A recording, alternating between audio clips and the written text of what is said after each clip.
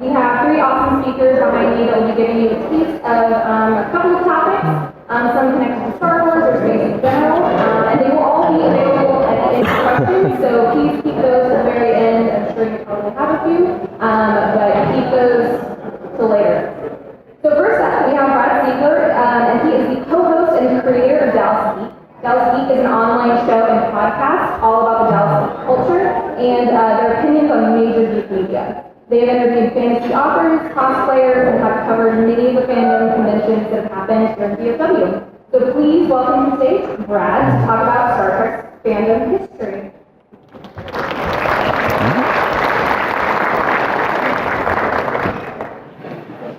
Hey everybody, my name is Brad and I'm a nerd. Now, I know that may not be terribly shocking these days, because if there's one thing that pop culture's taught us, it's that nerds are cool now. But that wasn't always the case. In fact, when I was growing up, the last thing that you wanted to do in public, in front of a group of people like this, was admit that you were a nerd. In fact, it was so terrifying that I was genuinely embarrassed to say that I liked the nerdy things that I did, because to do so was just to invite ridicule and torment and the most juvenile mockery that you can imagine. But that's not how it is anymore. And I mean, obviously the fact that I host a show in one of the most public forums known to man, the internet, where my co-host and I talk about nerdy things on a weekly basis to everybody, kind of tells you that I'm not embarrassed to call myself a nerd anymore.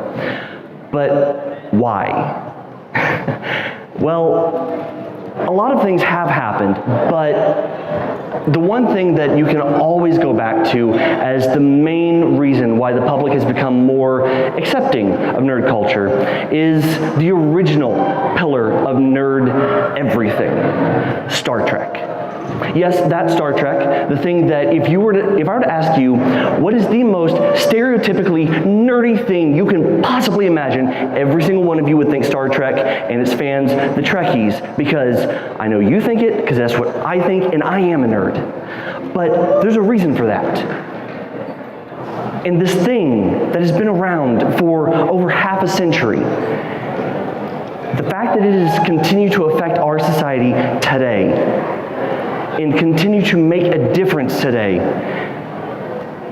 Why? I could tell you that in 1962, President John F. Kennedy sat in front of the world and said, "We will put a man on the moon." One of the most crazy and outrageous things that somebody could have said. Something that was a fun idea, maybe really imaginative, but not exactly realistic. And then 1 year later, this tiny little cheesy science fiction show called Star Trek premiered. This creative endeavor by Gene Roddenberry that came into our living rooms on a weekly basis and showed us a crew made up of people from all nationalities and all ethnicities that continue to go beyond the moon to the outer reaches of our galaxy to explore new life, new civilizations, to boldly go where no man has gone before. I could tell you that because of this, it inspired hope and creativity in generations from then until now, and will continue to inspire generations for years and years to come. I could even tell you that all of these things all came at the most unique time in history that only Star Trek could have filled this need. I could tell you that, but that's not why it's become so popular. It's not why nerds are so publicly acceptable today. That is simply why Star Trek has lasted as long as it has. The reason why Star Trek has made nerds matter is because of the stories. You see, Gene Roddenberry understood one thing that nobody else did at the time, that you can take big, important issues, critical issues to our society today, and if you put it out in a far-off land, in this big, fanciful environment that is beyond your normal imagination, beyond our society today. You can talk about things that would normally be considered difficult, and people would listen. You could actually say something that mattered, and nobody would argue. Nobody would tell you that you can't say that. They would listen, and they would talk about it too. All art has always been able to give some kind of message. It has always been able to have something to say to the people that view it. It had a message that the creator meant and a message that the audience perceived. But what Gene Roddenberry realized is that when this art is brought into your living room, into your home on a weekly basis, they can take that message, that ability to communicate, and weaponize it. You can make your words matter and continue to have an effect, a new effect every single week, that all of a sudden, this thing, this entertainment that had been originally relegated to the same level as B horror movies suddenly had social meaning.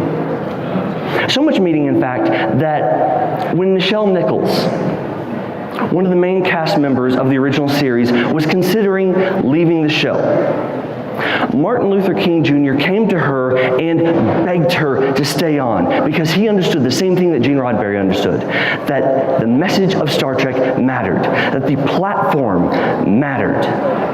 And now, they could talk about things like race and equality. And they could do so at the height of the Civil Rights Movement and the height of the Cold War, a time where you could literally be killed for speaking your opinions in public if you said it in front of the wrong people. But now, you could do it and people would listen. Now, obviously Star Trek has had a long history, and it's more than just the original series. Star Trek The Next Generation came around, and you had a brand new cast, brand new main focus. Captain Jean-Luc Picard, Patrick Stewart, the orator that he would stand up and speak, and people would listen. And he got to take all of the traction that the original series had and push it even further. He and his cast continued to push the messages of equality, of race, of everything that mattered. But most importantly to us today, they addressed a subject that mattered sort of at the time, but matters to us so much now.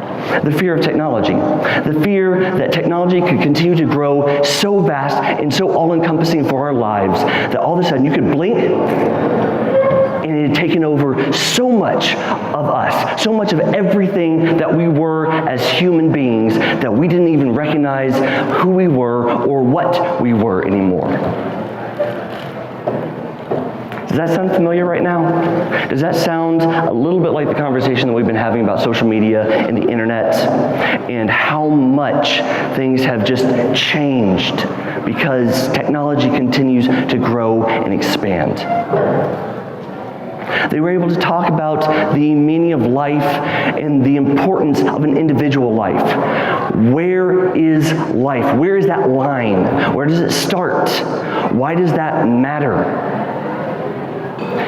And they were able to do it with an android, a crew member who was trying to understand humanity, who was trying to understand what all of the rest of his crew understood by birth.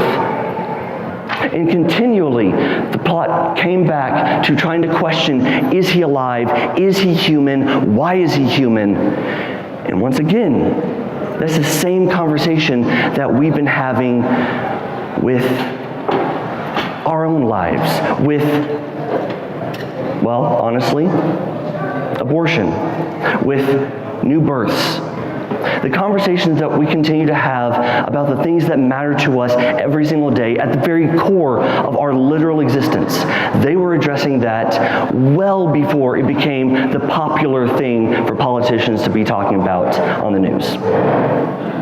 Deep Space Nine came around, and all of a sudden you had a series that focused so much on the line between church and state. Where was that line? Why does it exist? Why is it important that they both should exist in harmony? But at the same time, this was a show that also addressed the topic of terrorism. The topic of where is the line between terrorist and freedom fighter? Why do we see a line? What happens when society that we know is suddenly engulfed in the idea that our neighbors could be someone that we don't understand, that could actually be out trying to hurt people? They addressed the topic of war in a new light, a war that became so all-encompassing that they had to find where's that line between freedom and safety. The same conversations that only half a decade later we had to be addressing ourselves after 9/11. But they did it in the mid-90s. Star Trek has always been able to talk about things that we couldn't. Not really. And then, as Star Trek continued to do it, other creators of nerdy entertainment saw that and realized, we can do that too. As long as we take the things that we want to talk about, the messages that we have, and we frame it in this big ball of fantasy, this new, grandiose vision of something that's not life today, but that's fun, people will listen. The X-Men have been able to have the conversation of equality between race and sexual orientation for decades. But people don't argue about it because they're mutants. It's superpowers. Buffy the Vampire Slayer was able to have an entire show surrounding the idea of the difficulties as we try to grow up and find our place in life, but at the same time have the conversation about loss, deep, dramatic, personal loss. They were able to talk about hard, abusive relationships, rape. They were able to talk about things that we can't talk about in polite company because it's just too hard. But the second you throw vampires in the mix, it's easier. Star Trek started the idea that you could have a conversation about things that mattered, and the rest of pop culture has followed. Unfortunately, from an outside perspective, all of that conversation, this new language that has been created, that we call fandoms, is seen as comic conventions and cosplay and things that are just juvenile entertainment. But to those of us that are part of the nerdy community, we see it as a way to talk about things that matter to us without needing to worry about apologizing for the conversations we're having just because somebody outside of our group doesn't understand what we're saying. So yes, Star Trek has made a massive change in the way that we communicate. It has changed the perception of nerd culture all around the world. And yeah, when I was growing up, being a nerd was an embarrassing thing to admit. But not anymore. So yeah, my name's Brad, and I'm proud to say that I'm a nerd. Thanks.